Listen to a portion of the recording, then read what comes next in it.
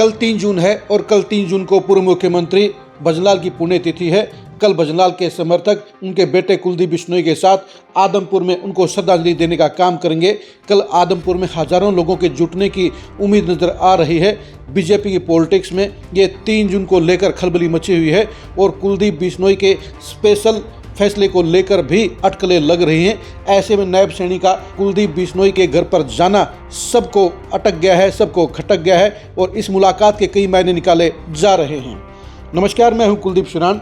आज हम खरी खरी न्यूज़ में चर्चा करेंगे नायब सैनी के कुलदीप बिश्नोई के घर पे जाने के मकसद की, इरादे की और कल 3 जून को आदमपुर में बनने वाले माहौल की।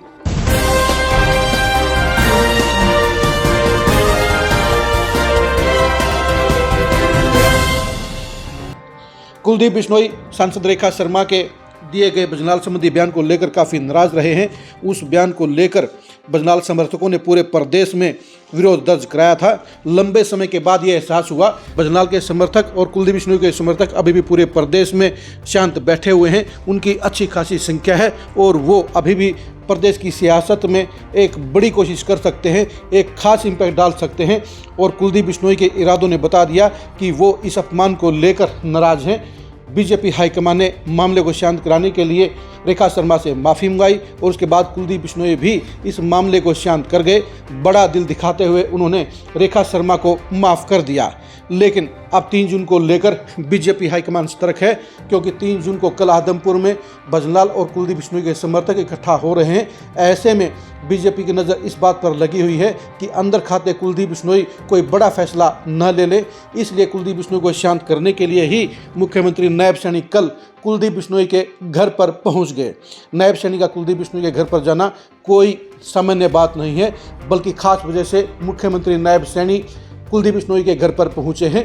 नायब सैनी की एक खासियत है कि वो हालात को समझते हैं, वो समीकरणों को समझते हैं और उन्हें कुलदीप बिश्नोई की इम्पोर्टेंस का बखूबी एहसास है।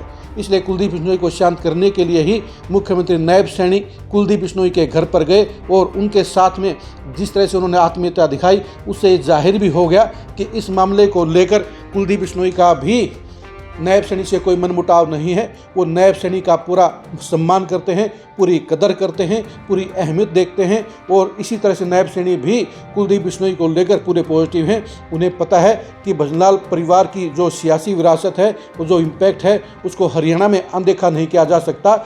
इसलिए कुलदीप बिश्नोई से अपने रिश्ते और मजबूत करने के लिए नायब सैनी उनके घर पर पहुंच गए।